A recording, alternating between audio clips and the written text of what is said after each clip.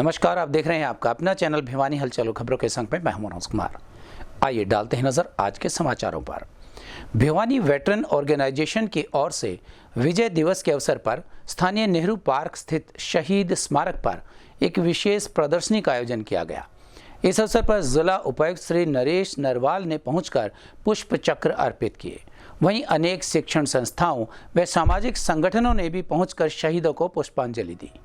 DC Narwal ने कहा कि वर्ष 1971 में भारत पाक युद्ध के दौरान हमारी सेना ने अपने अदम्य साहस का परिचय देते हुए मात्र 16 दिन में ही पाक सेना को बुरी तरह परास्त कर दिया। इस युद्ध में भिवानी जिले के सैनिकों का उल्लेखनीय योगदान रहा। वीर जवानों के पराक्रम व अदम्य साहस की बदौलत पाक पर ऐतिहासिक विजय पाई गई। उन्होंने कहा कि जब जब देश पर कोई भारी संकट आया तब तब हमारे वीर सैनिकों ने दुश्मन को मुंह तोड़ जवाब दिया। साथ ही उन्होंने कहा कि अमर वीरों की शहादत हमेशा युवा पीढ़ी के लिए प्रेरणा का स्रोत रही है। विजय दिवस का आयोजन हम सभी को देश के प्रति समर्पित होने की प्रेरणा देते हैं। डीसी ने शहीद स्मारक पर सेना वेटरन संगठन भिवानी द्वारा 1971 की युद्ध पर आयोजित प्रदर्शनी की प्रशंसा करते हुए कहा कि इस तरह के प्रयास जारी रहने चाहिए। वहीं उपायुक्त नरेश नरवाल ने विजय दिवस के अवसर पर जिले भर के 61 राजकीय विद्यालयों व ITI को शहीद जवानों के नामकरण करने को मंजूरी दी है। शहीदों की शहादत को अमर बनाने और युवा पीढ़ी को देशभक्ति के प्रति प्रेरित करने के लिए जिला सैनिक व अर्धसैनिक कल्याण बोर्ड द्वारा भेजी गई सूची में शामिल सभी 61 अमर शहीदों के नाम से उनके पैतृक गाँव के स्कूलों को शहीद के नाम से जाना जाएगा। भारत के शहीद अमर रहे, भारत के शहीद अमर रहे। भारत माता की जय, भारत माता की जय, भारत माता की जय।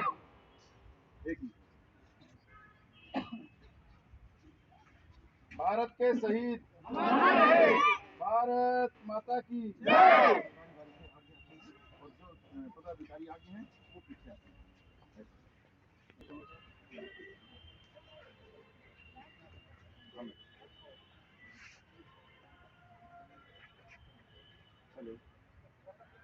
आप अंदर आओ बेटा, जो शहीद स्थल है ना वहाँ अपनी युवा टीम को लेके आओ तिरंगे झंडे के साथ। हाँ, तिरंगे झंडे लेके आओ।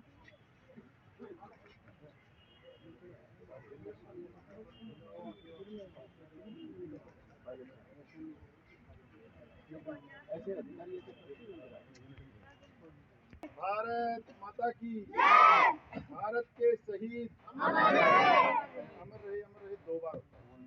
भारत के शहीद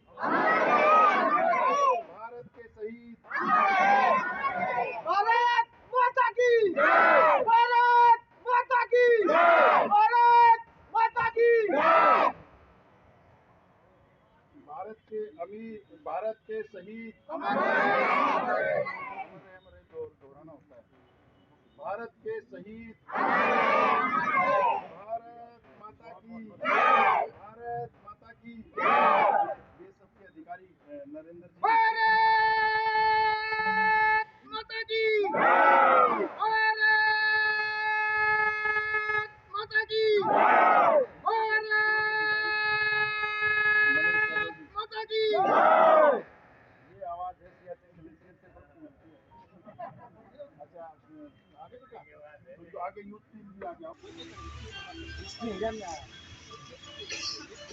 नाम बोल दिया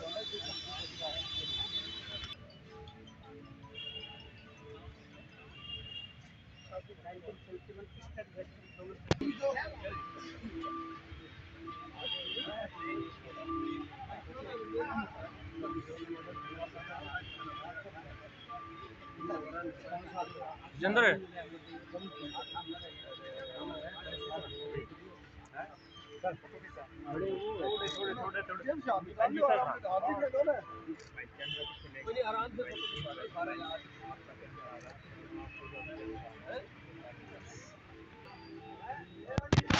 आपने जो भी स्पेस है क्यों सर सिंपल दे दिया।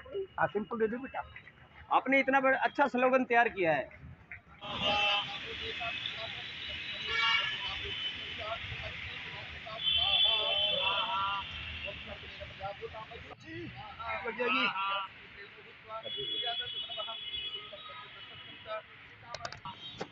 शमशीर उल्टा मत रखिए मेरी माँ के आए भी।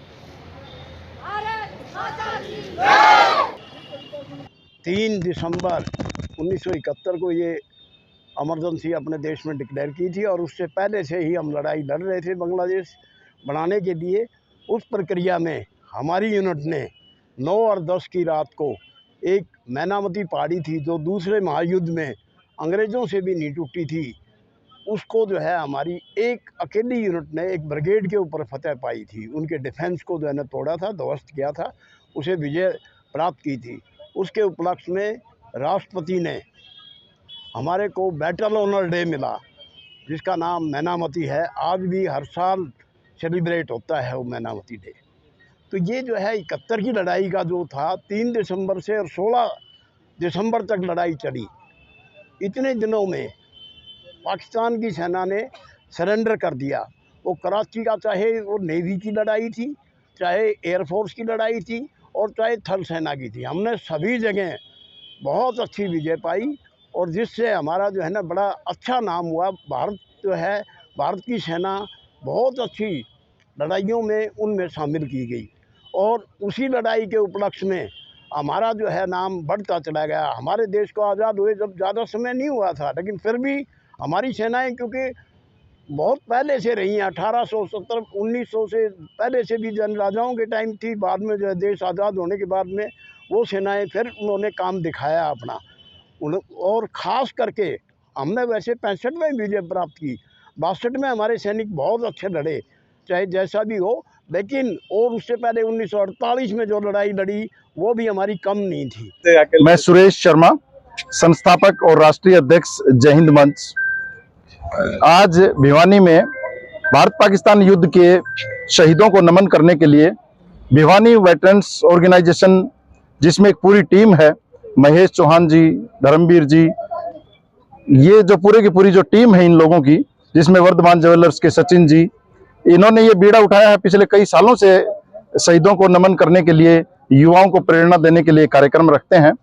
इन सभी साथियों ने, ओपी तंवर साहब जो न्यू फ्रेंड्स कॉलोनी से पूरे की पूरी वेटरन्स की टीम लेकर के आए हैं, इन सभी ने युवाओं को प्रेरणा देने के लिए एक युवाओं की 51 युवाओं की टीम पालवास और इसके आसपास के सूरज राणा, अंकुश बॉक्सर, इन सब को बुलाया और इनको ये बताया कि महेश चौहान जी जैसी टीम शहीदों को याद करने के लिए जो काम कर रही है, उसमें इन युवाओं को पता लगना चाहिए कि शहीदों और सैनिकों ने इस देश के लिए क्या न्योछावर किया है। शहीदों को नमन करना बहुत जरूरी है, उससे लोगों को, आम आदमी को हौसला बढ़ता है, शहीदों के परिवारों को भी बड़ा हौसला बढ़ता है।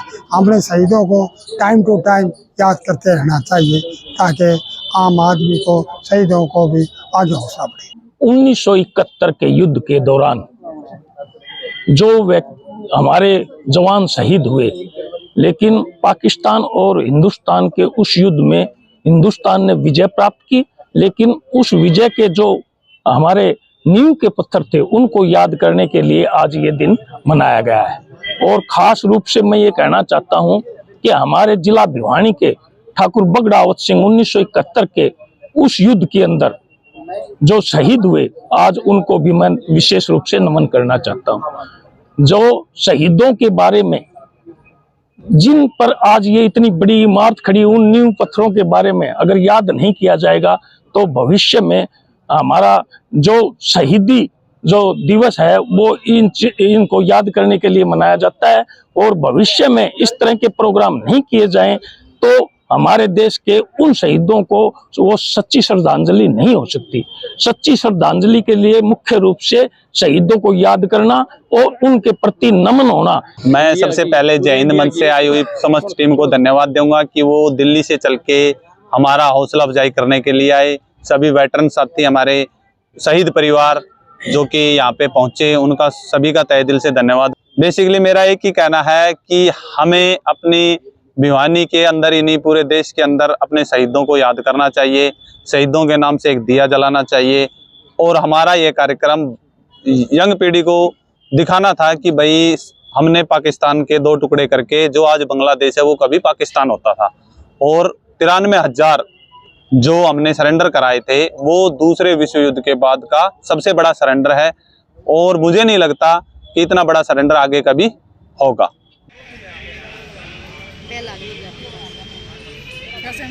बढ़िया है।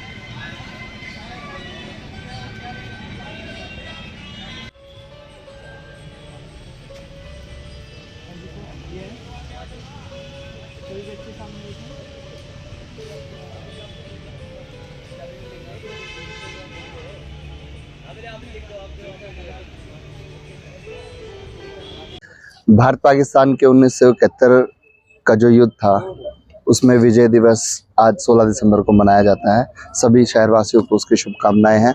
विशेष रूप से धन्यवाद महेश चौहान जी का, भिवानी में सम्मान मिले और कैसे हम देश की रक्षा में जो लोग शहीद हुए उनको आगे उनके परिवारों को सपोर्ट कर पाएँ।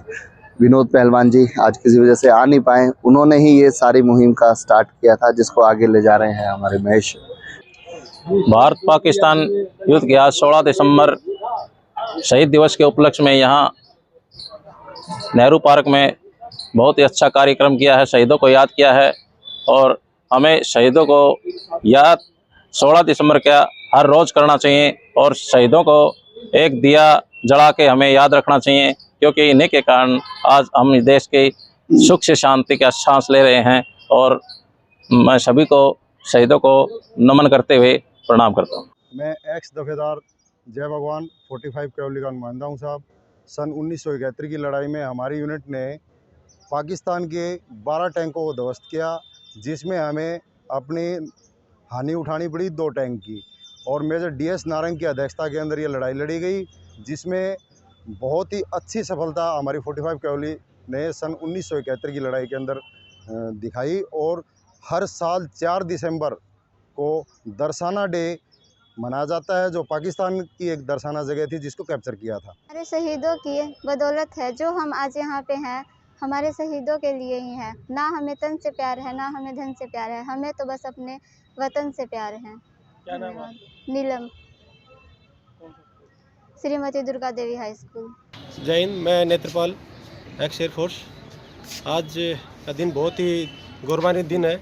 जैसे कि सभी को पता है, 16 दिसंबर 1971 को भारत ने 93,000 जो कि पाकिस्तानी सैनिक थे उनको सरेंडर करने पर मजबूर कर दिया था और जनरल नियाजी को अपने घुटनों पर टेक दिया था। आज उसी उपलक्ष्य में आज पूरे हिंदुस्तान में, पूरे भारत में 16 दिसंबर विजय दिवस के रूप में मनाया जा रहा है। और आज हम सभी यहाँ पर शहीद स्थल पर आकर के अपना नमन कर रहे हैं। हम चाहते हैं कि पूरे देश में इस तरह के कार्यक्रम होते रहे। मैं धर्मवीर दहिया, पंजाब नेशनल बैंक से रिटायर्ड मैनेजर, आज भूतपूर्व सैनिकों के संगठन द्वारा 1971 में भारत और पाकिस्तान के युद्ध में जो शहीद हुए उनको श्रद्धांजलि देने के लिए हम नेहरू पार्क में इकट्ठे हुए। मैं सभी उनके परिवारों को, उनके शहीदों के परिवारों को नमन करता हूं और उनके भविष्य, उज्जवल भविष्य के लिए उनके अच्छे भविष्य की कामना करता हूं। जिला बार एसोसिएशन के चुनाव शुक्रवार को शांतिपूर्वक ढंग से संपन्न हो गए। इस चुनाव में जिला बार एसोसिएशन के प्रधान, उप प्रधान व सचिव के भाग्य का फैसला होगा। वहीं इस चुनाव में अधिवक्ताओं ने बढ़ चढ़कर भाग लिया और अपने प्रतिनिधियों का चुनाव किया।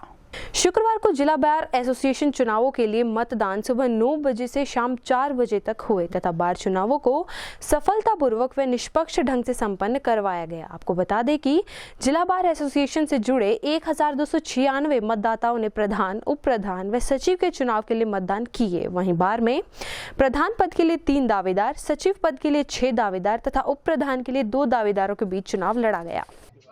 इलेक्शन बिल्कुल पीसफुल चल रहा है और सारे इंतजाम जो है किए गए हैं। इसमें प्रधान पद के लिए 3 कैंडिडेट और सेक्रेटरी के लिए 6 कैंडिडेट हैं और वाइस प्रेसिडेंट के लिए 2 कैंडिडेट कंटेस्ट कर रहे हैं। चुनाव जो है सुबह 9 बजे से शाम 4 बजे तक का है। उसके बाद काउंटिंग होगी और 1 या 2 घंटे बाद, जैसे भी एज सून एज पॉसिबल, सुबह 9 से 4 बजे का इलेक्शन का टाइम है। उसके बाद जो है काउंटिंग होगी और जैसे ही रिजल्ट आएगा घोषित कर दिया जाएगा और सभी साथियों को यहाँ बुला के उनको उनका प्रमाण पत्र दे दिया जाएगा। भिवानी के वैश्य महाविद्यालय क्षेत्र में स्थित जाट धर्मशाला में इंडियन नेशनल लोकदल पार्टी के जिला स्तरीय कार्यकर्ता सम्मेलन का आयोजन किया गया। इस सम्मेलन में पार्टी के वरिष्ठ नेता उमेद सिंह लोहान पहुंचे और कार्यकर्ताओं को संबोधित किया। वहीं बैठक में चौधरी अभय सिंह चौटाला की परिवर्तन यात्रा को लेकर भी चर्चा हुई। मीटिंग में पार्टी के संगठन विस्तार को लेकर विस्तृत रूप से चर्चा की गई। वहीं इस बैठक में पार्टी के नेता चौधरी अभय सिंह चौटाला की परिवर्तन यात्रा को लेकर भी चर्चा की गई। इस अवसर पर जेजेपी पार्टी के नेताओं ने इंडियन नेशनल लोकदल पार्टी का हाथ भी थामा। वहीं उमेद सिंह लोहान पार्टी के वरिष्ठ नेता ने बताया कि आज पार्टी के सभी वरिष्ठ नेताओं के साथ बैठकर पार्टी के आगामी संगठन विस्तार को लेकर विस्तृत रूप से चर्चा की गई है, जिसमें हल्का प्रधान, जिला अध्यक्ष और अन्य कार्यकारिणी के पदाधिकारियों के चुनाव को लेकर रणनीति तैयार की गई है और पार्टी के लोकतांत्रिक ढंग से जल्द ही पार्टी की सभी कार्यकारिणी और अन्य पदों पर पार्टी के कार्यकर्ताओं की जिम्मेदारी लगाई जाएगी। साथ ही उन्होंने बताया कि चौधरी अभय सिंह चौटाला की परिवर्तन यात्रा को लेकर भी पार्टी के सभी पदाधिकारियों के साथ चर्चा की गई है और विस्तार से जानकारी भी दी गई है। उन्होंने बताया कि भिवानी जिला चौधरी अभय सिंह चौटाला की यात्रा का 11वां जिला होगा, जिसमें उनकी यात्रा प्रवेश करेगी। इनेलो पार्टी जिंदाबाद जिंदाबाद जिंदाबाद, इनेलो पार्टी जिंदाबाद जिंदाबाद जिंदाबाद, जयलाल अमर रहे अमर रहे अमर रहे, चौधरी ओम प्रकाश चौटाला जिंदाबाद जिंदाबाद जिंदाबाद।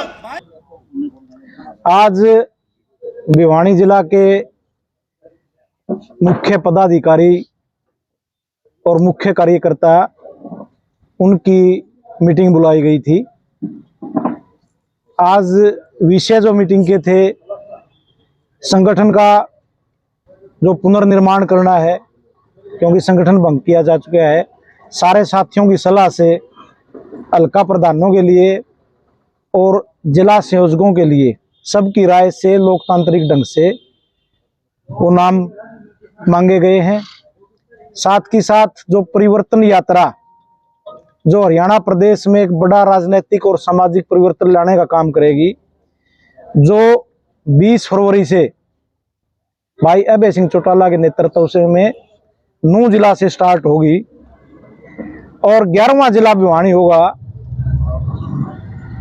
जब यात्रा भिवानी पहुंचेगी तो 10 जिले कवर कर चुकी होगी और आपके खरड़ी मोड़ से जो आपका खरक गांव आता है, खरक कलंगा, उस गांव से भिवानी जिले में ये यात्रा एंटर करेगी। उसके बाद सभी हलकों में मुख्य मुख्य गांव को टच करते हुए ये फिर हिसार जिले में एंट्री करेगी। इस दौरान यात्रा के दौरान जो स्थानीय मुद्दे हैं, स्थानीय समस्याएं हैं, उनसे भाई अभय सिंह चौटाला रूबरू होंगे, ताकि जो गांव वाइज, क्षेत्र वाइज, ब्लॉक वाइज, तहसील वाइज, हल्का वाइज समस्याएं हैं अलग अलग तरीके की, उनसे रूबरू हो सके और समय आने पे उनका निदान करवाया जा सके और सरकार पे दबाव डाला जा सके जो ज्यादतियां लोगों के ऊपर हो रही हैं। तो आज 2 विषय थे, एक संगठन का और एक यात्रा का रूट मैप तय करने का। संगठन नए साल के शुरुआत में उम्मीद है कि संगठन का मुख्य काम पूरा कर लिया जाएगा, फर्स्ट वीक सेकंड वीक। यात्रा बीच में 10 जिले हो रहेंगे और वो पूरा खाका बना के सभी जिलों की मीटिंगें चल रही हैं।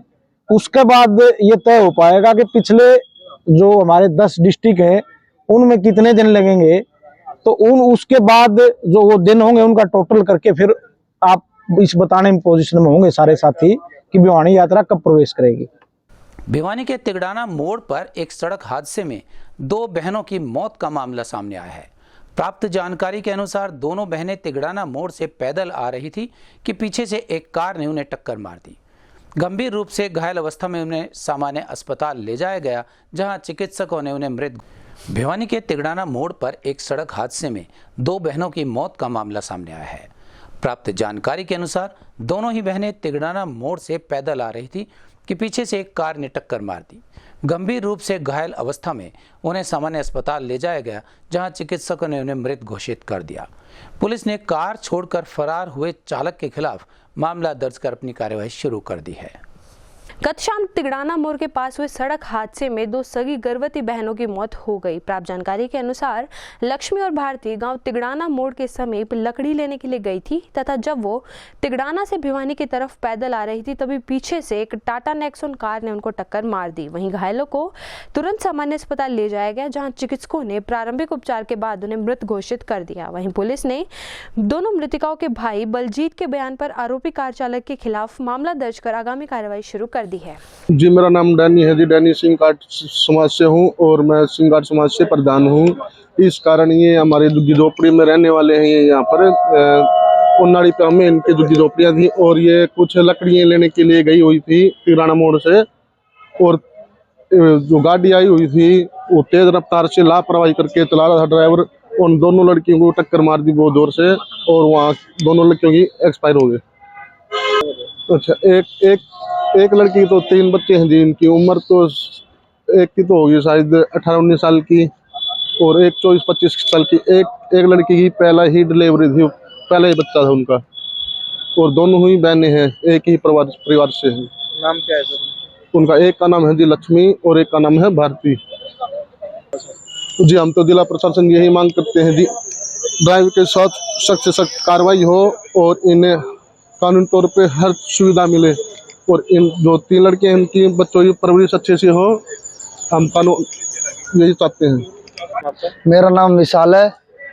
मेरी घरवाली लकड़ी लेने के लिए गई थी और पेट में उसका बच्चा भी था और उसका एक्सीडेंट हो गया। उसका नाम लक्ष्मी थी, मेरा नाम विशाल। 11 महीने हो गए थे। 11 महीने पहले शादी हुई थी, उस पेट में बच्चा था, उसका प्रेग्नेंट था, इसको था गाड़ी के साथ कार्रवाई होना चाहिए। एसआई राजेश कुमार, थाना सदर भिवानी। आज शाम को करीब 5 बजे सूचना मिली थी तिगड़ाना मोड़ के पास लक्की होटल के पास एक गाड़ी से 2 महिलाओं का एक्सीडेंट हो गया है। जिस सूचना पर हम सरकारी अस्पताल भिवानी पहुंचे, जहां डॉक्टरों ने महिला लक्ष्मी और महिला भारती को मृत घोषित कर दिया था, जिनका वारसान से दरखास्त या लेकर आगामी कार्रवाई अमल में लाई जा रही है और दोनों महिलाओं का पोस्टमार्टम करके नाश उनके हवाले कर दी गई है और आगे की कार्रवाई जारी है। ये दोनों लड़कियां तिगड़ाना गांव की तरफ से लकड़ियां लेके आ रही थी और रोड क्रॉस कर रही थी। जींद की तरफ से एक गाड़ी आई थी HR 12 AN 5311, जो उससे टक्कर लगने से इन दोनों की मौत हुई। जो परिजनों के बयान पर मुकदमा दर्ज कर दिया गया है और जिसकी नियमानुसार आगामी कार्रवाई जारी है। सड़क दुर्घटना एक बार फिर जानलेवा साबित हुई। भिवानी के रोहतक रोड पर एक अज्ञात वाहन की चपेट में आने से CRPF के एक जवान की मौत हो गई। प्राप्त जानकारी के अनुसार गांव सिरसा घोगड़ा के निकट एक अज्ञात वाहन ने उसे टक्कर मार दी। पुलिस ने मौके पर पहुंचकर अपनी कार्यवाही आरंभ कर दी है। प्राप्त जानकारी के अनुसार मुकेश CRPF में नौकरी करता था तथा रास्ते में सिरसा घोगड़ा गांव के निकट एक अज्ञात वाहन ने मुकेश को टक्कर मार दी, जिससे उसकी मौत हो गई। वहीं परिजनों ने जिला प्रशासन से अपील की है कि अज्ञात वाहन चालक के खिलाफ सख्त से सख्त कार्रवाई की जाए। साथ ही उन्होंने बताया कि मुकेश को एक लड़का व एक लड़की है। उन्होंने प्रशासन से अपील की है कि अज्ञात वाहन चालक की तलाश की जाए और परिवार को जल्द से जल्द न्याय दिलाया जाए। मुकेश मेरी बुआ का लड़का था, CRPF में नौकरी करता था। कल शाम अंदाजा 5-5:30 बजे करीब उसका खरकर बामला के बीच में एक्सीडेंट हो गया, जिसकी वजह से उसकी मृत्यु हो गई। हम चाहते हैं कि पुलिस अपनी कार्रवाई तेजी के साथ करे और जल्द से जल्द अज्ञात वाहन चालक को पकड़े। मुकेश गांव गौरीपुर का रहने वाला था। मुकेश शादीशुदा है, इसके 2 बच्चे हैं, 5 साल का लड़का है और 4-5 महीने की लड़की है। हमारी मांग है कि पुलिस अधीक्षक से जल्द कार्रवाई करवाए। ये रोड एक्सीडेंट का मामला है। सिरसा घोगड़ा के पास एक्सीडेंट हुआ था, जिस वजह से इसकी मृत्यु। मृतक का नाम मुकेश नौ, जगराम वासी गौरीपुर। एक्सीडेंट कार्रवाई परिजनों के बयान पर दर्ज करके कार्रवाई जारी है। ठीक। उसका एक्सीडेंट का ये कल शाम की घटना है, जो मृतक का पोस्टमार्टम करवा कर परिजनों को सौंप दिया गया है। उत्तर पश्चिमी रेल उपभोक्ता सलाहकार समिति के सदस्य प्रीतम अग्रवाल ने शुक्रवार को भिवानी जंक्शन का दौरा किया और यात्रियों को दी जाने वाली सुविधाओं का निरीक्षण किया। उन्होंने शौचालय, प्रतीक्षालय व प्लेटफॉर्म नंबर 1 पर बने स्वचालित सीढ़ियों का निरीक्षण भी किया और साथ ही साथ यहाँ पेयजल व्यवस्था का भी निरीक्षण किया। उत्तर पश्चिमी रेल उपभोक्ता सलाहकार समिति के सदस्य प्रीतम अग्रवाल ने भिवानी जंक्शन के दौरे के समय कहा कि यात्रियों को मिलने वाली सुविधा में किसी प्रकार की खामी ना रहे, इसलिए उन्होंने आज भिवानी जंक्शन पहुंचकर यात्री सुविधाओं का जायजा लिया है। उन्होंने कहा कि क्षेत्रीय रेल उपभोक्ता सलाहकार समिति की बैठक में उन्होंने यात्री सुविधाओं को लेकर अनेक मुद्दे उठाए थे। इनमें दुर्गा कॉलोनी छोर पर बुकिंग काउंटर, प्लेटफॉर्म नंबर 4 व 5 बनाने व 24 कोच की वॉशिंग लाइन बनाने का प्रस्ताव रखा था। इन सभी मुद्दों पर उत्तर पश्चिमी रेलवे के महाप्रबंधक ने अपनी सहमति प्रकट की थी और संभावनाएं तलाशने के लिए समिति गठित कर दी थी। उन्होंने कहा कि प्लेटफॉर्म नंबर 4 व 5 बनने के बाद गाड़ियों के आवागमन में प्लेटफॉर्म खाली ना होने के कारण होने वाली देरी से निजात मिलेगी। वहीं दुर्गा कॉलोनी छोर पर टिकट खिड़की बनने से रेल लाइन पर क्षेत्र के करीबन 2 लाख लोगों को जल्द स्टेशन पहुंचने की सुविधा मिलेगी। उन्होंने कहा कि वॉशिंग लाइन को लेकर वे गंभीरता से प्रयास कर रहे हैं तथा रेलवे क्रॉसिंग 51 बंद होने के बाद यह काम तेजी से होगा, लेकिन इस मामले में फिलहाल समिति अपनी रिपोर्ट देगी, इसके बाद ही आगे की कार्रवाई संभव हो पाएगी। वहीं भिवानी स्टेशन के अधीक्षक जी.के. गुप्ता ने यात्रियों को मिलने वाली सुविधाओं के बारे में अग्रवाल को विस्तृत रूप से जानकारी दी। उन्होंने कहा कि जो सुविधाएं उपलब्ध हैं उनमें किसी प्रकार की कटौती नहीं की जाती। ZRUCC मेंबर होने के नाते इंस्पेक्शन स्टेशन पे करने के लिए मैं आया था, अभी कैसा है और जो हमारी स्कीम चल रही है उनमें क्या प्रोग्रेस है, जो काम अंदर चल रहे हैं, जो अप्रूव्ड हुए हैं उसमें सारी उसके बारे में उनको, मगर वो एक्सीएन और एससी दोनों ना, वो एसडीओ दोनों नहीं है। नहीं तो हम वो 52 नंबर का आरओ भी चेक करना था भाई क्यों लेट है। वो उन कह रहे जी चल रहा है, काम चल रहा है, बस यूँ कह के, मतलब वो रुकावट है तो बताएं, हम पॉलिटिकली उसको डील करें, काम तो होना चाहिए ना। एक तो वो, और एक वॉशिंग लाइन का अभी हमारा सुझाव नहीं हो सका है, सुझाव कहाँ पे लगे उसके बारे में भी सोचें, क्योंकि यहाँ जो हम देख के गए थे वो शायद पूरी ना पड़ पाए।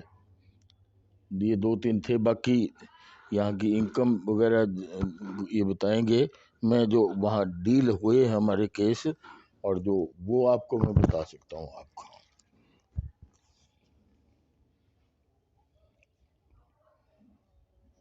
सबसे पहले वॉशिंग लाइन में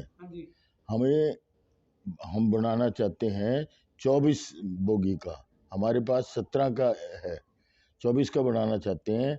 जो हमारे एग्जिस्टिंग है उसमें एक बोगी का और हो सकता है 18 तक, उसके आगे सड़क और वो आरओ भी आ जाएगा, सड़क है, फाटक है, रेलवे फाटक, तो इसलिए वो वहाँ तो, और दूसरे हमें अभी तक सूटेबल जगह नहीं मिली है।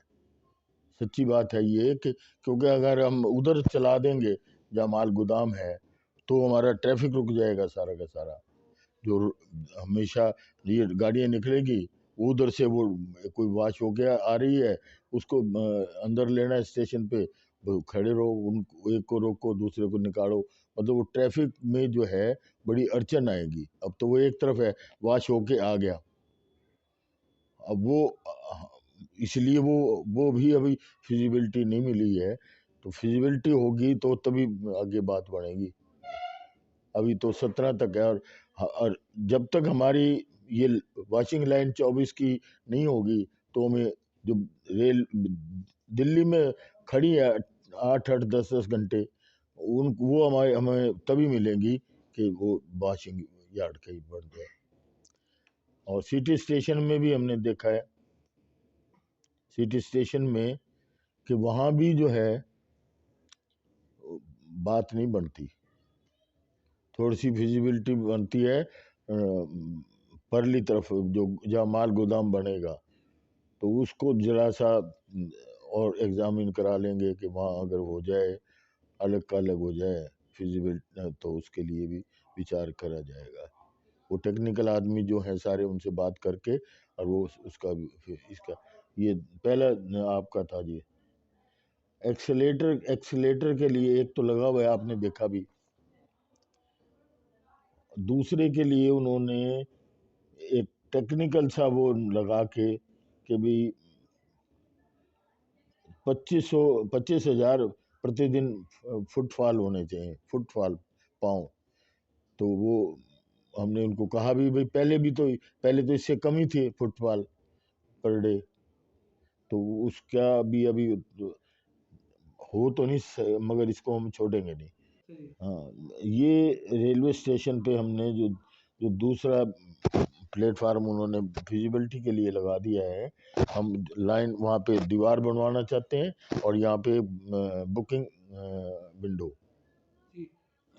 पीछे, ताकि पीछे से भी जो उधर के उधर से आ जाएं। और वो तो उसके लिए उन्होंने फिजिबिलिटी जांच की आवश्यक कार्रवाई की जाएगी, और वो करा के मतलब उसको एग्री कर लिया है इन प्रिंसिपल, मगर वो फिजिबिलिटी उसकी वहाँ बन सकता है कि नहीं बन सकता। ये दोनों एक तरह के ही हैं। मैंने ये मैं जो बता रहा था ये प्लेटफार्म नंबर 4 और 5 के लिए वो, और उसी तरह से हमारा है वो एक रेल वो अपना दीवार और बुकिंग, दोनों के लिए उन्होंने अगर हमें जो है ना कोई उन्होंने तसल्ली बस नहीं दिया। हमने कालका एक्सप्रेस के कहा था कि भाई ये तो 6 घंटे लेती है, इसकी एवरेज 50 है, और वो कहते जी ये हम बस उत्तर रेलवे को उड़ा देते हैं, ये सारा उनका है, वो टाइम नहीं दे रहे। ये अंतर्राष्ट्रीय संगठन हमारा परिवार के संरक्षक श्री राजकुमार गोयल जी द्वारा अपने निजी कोष के माध्यम से राजकीय कन्या वरिष्ठ माध्यमिक विद्यालय में हमारा परिवार भिवानी इकाई के माध्यम से छात्राओं को स्वेटर वितरण करवाए गए। इस अवसर पर प्रांत प्रमुख, संच प्रमुख, इकाई प्रमुख के अलावा संगठन के अनेक सदस्य भी मौजूद रहे और प्राचार्य और स्टाफ मेंबर्स के हाथों से स्वेटर वितरण करवाया गया।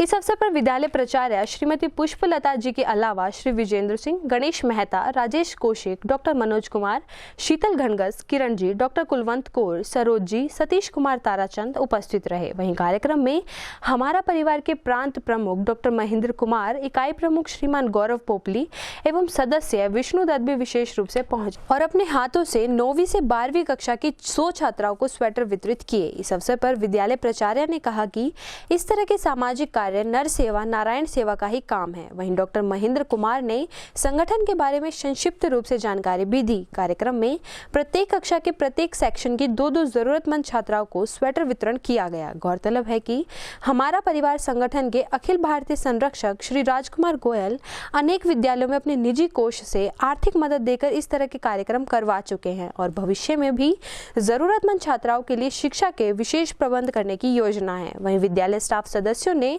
इस पावन और सराहनीय कार्य के लिए उनका आभार भी व्यक्त किया। हमारा परिवार भिवानी इकाई की पूरी टीम आई, जिसमें सर्दी से बच्चों का कैसे बचाव किया जाए, 100 के लगभग छात्राओं को जो वास्तव में सर्दी के लिए ठिठुर रही थी और इसी चीज़ के लिए डिजर्व करती थी, स्वेटर्स वितरित किए गए।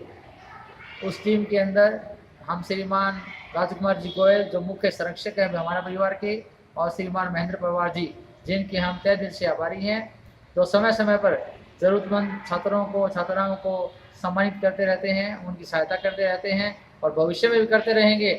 हम उनके उज्जवल भविष्य की कामना करते हैं। हमारा परिवार सामाजिक संगठन के द्वारा government girls senior secondary school Bhiwani में 100 छात्राओं को पुल ओवर स्वेटर प्रदान किए गए। यह पुनीत कार्य संगठन के अखिल भारतीय संरक्षक श्रीमान राजकुमार गोयल जी ने अपने निजी कोष से इन छात्राओं को यह स्वेटर प्रदान किए हैं। इस तरह के कार्य यह संगठन पूर्व में भी करता आ रहा है।